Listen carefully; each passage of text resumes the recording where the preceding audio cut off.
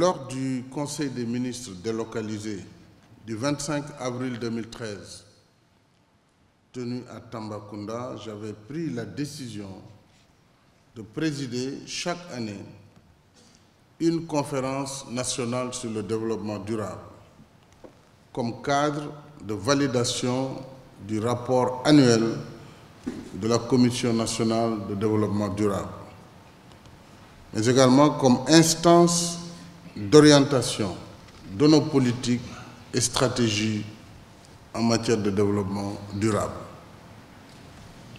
Nous y sommes aujourd'hui avec cette première édition. Ce rendez-vous est conforme à l'acte 3 de la décentralisation, qui vise à favoriser l'émergence de territoires viables et compétitifs, porteurs d'un développement durable.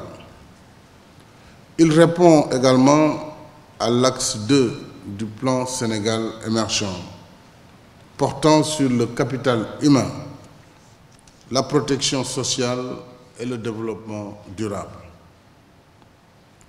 En outre, nous sommes à 4 mois de la 21e conférence des États parties à la conférence cadre des Nations Unies sur les changements climatiques de Paris. C'est dire que cette rencontre vient à son heure. Et le fait qu'elle porte sur un thème concernant les villes et territoires durables me paraît d'une actualité pertinente. Les villes et territoires sont en effet nos lieux communs d'habitat et d'épanouissement socio-économique, où se posent avec acuité certains problèmes parmi les plus pressants de l'environnement. Sur la route de Paris 2015, il nous faut donc définir une feuille de route lisible qui reflète nos progrès et obstacles pour ne pas nous tromper encore une fois d'enjeux et de priorités. Pour un pays sahélien et côtier comme le Sénégal, les préoccupations sont claires. Elles portent sur la pollution, la sécheresse, la désertification, les inondations, la salinisation des sols et des nappes phréatiques, l'érosion côtière, pour ne citer que quelques effets des changements climatiques qui nous affectent le plus. Voilà pour nous les véritables défis que nous devons porter à l'attention de la communauté internationale pour que Paris ne soit pas juste une conférence de plus, comme les autres, mais un rendez-vous utile par les engagements et les actes qui seront pris. Il y a ensuite les enjeux liés au processus de négociation intergouvernementale. Et je retiens parmi ces enjeux 3 problématiques majeures qu'il nous faudra mettre en exergue à Paris.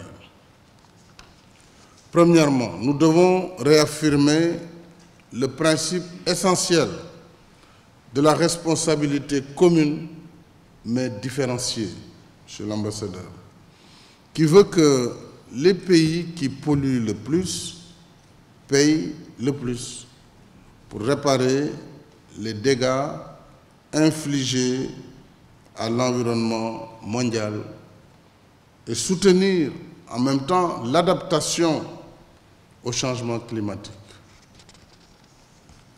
C'est une question simplement de justice et d'équité.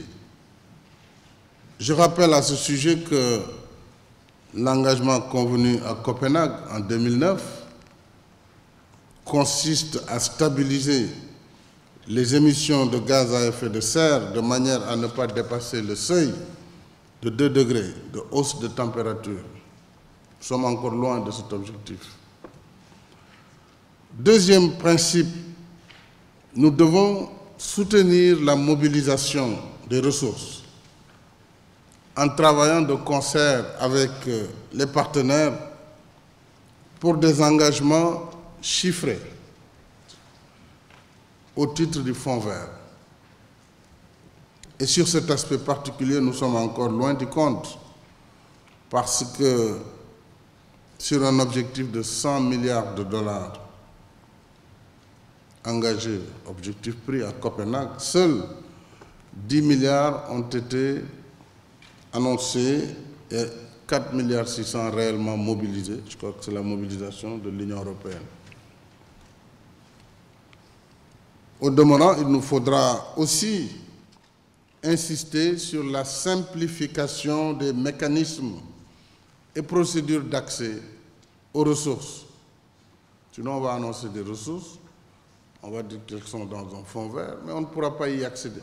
Et ça, c'est le paradoxe des ressources engagées mais non mobilisables. Et à ce niveau, il faudra qu'à Paris, que les gens soient bien indexés et que nous puissions, en tout cas, dans la solidarité et la responsabilité partagée, créer une mobilisation mondiale pour préserver notre environnement et notre planète. Troisièmement, nous devons plaider, je l'ai dit, pour le transfert de technologies adaptées, pour l'utilisation optimale des ressources, des matières premières, la promotion des modes de production non polluants et le développement progressif des sources d'énergie propres et compétitives. Le transfert de technologie doit être perçu non comme une faveur octroyée, mais comme une contribution au bien-être commun. Car les mêmes causes produisent les mêmes effets. Il est donc de l'intérêt de tous et de l'intérêt de la planète que les pays en développement ne reproduisent pas les mêmes modes de production et de consommation dommageables à l'environnement. Dans le même esprit, il nous appartient d'assumer notre part de responsabilité dans la gestion et la sauvegarde de notre environnement. Vous voyez donc qu'on ne fait pas qu'accuser les autres. Nous le ferons par un effort soutenu d'anticipation, de rationalisation, de sensibilisation et de responsabilisation à l'échelle individuelle, locale et collective.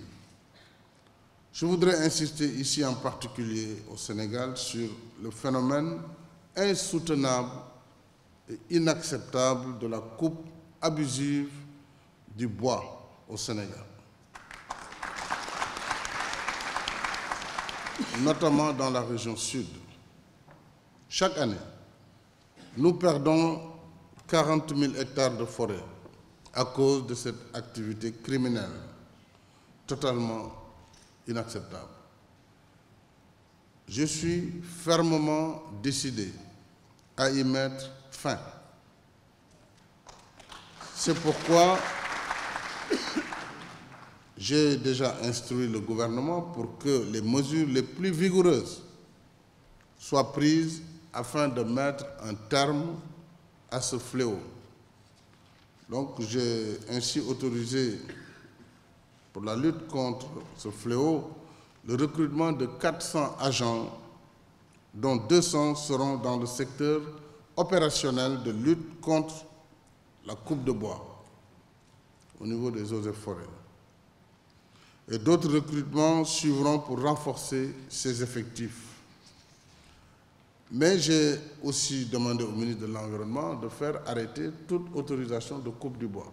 Le Sénégal est un pays sahélien qui ne peut pas s'offrir le luxe d'autoriser qu'on coupe nos bois parce qu'il y a une scierie alpha ou bêta qui fait je ne sais quoi. Il faut arrêter les autorisations de coupe du bois. Quoique c'est clair, je l'ai dit devant tout le monde. Voilà. Déjà, quelqu'un me disait, oui, Monsieur le Président, attention, il y a des, je sais pas, comités villageois qui ont des petites forêts. En tout cas, l'activité industrielle de coupe du bois, il faut l'interdire. Jusqu'à ce qu'on reproduise nos forêts, après on pourra reprendre.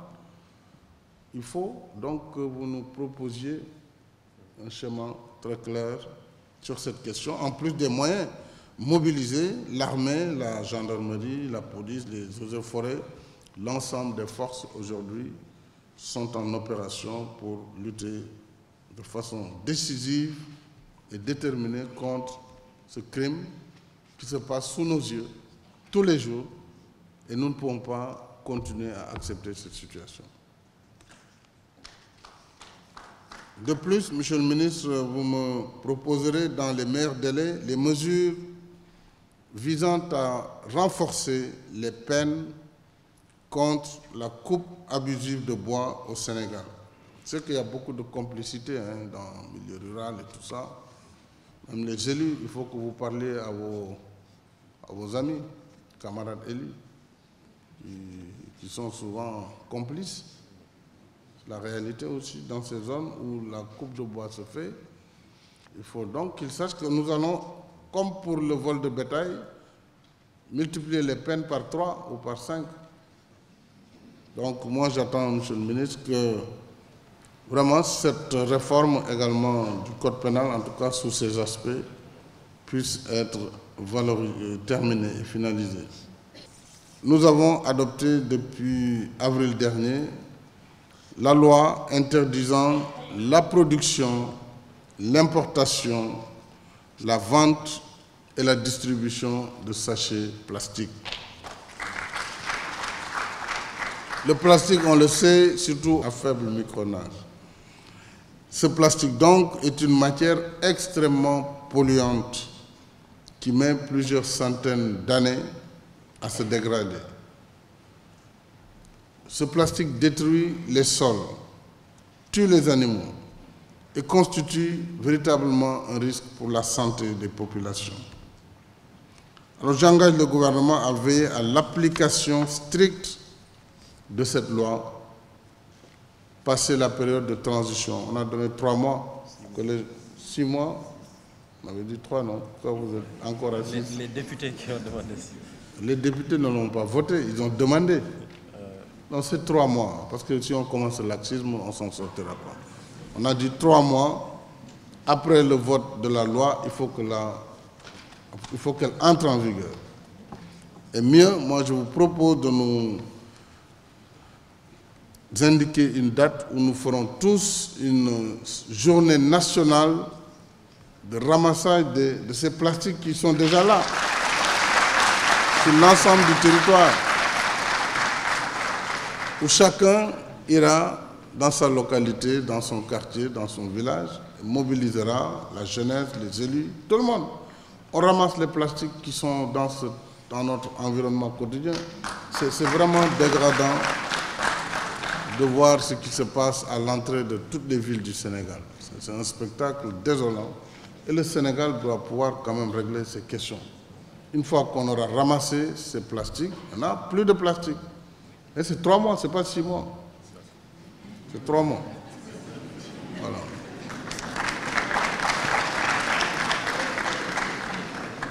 Alors, donc, il reste que les changements attendus ne viendront pas uniquement des pouvoirs publics.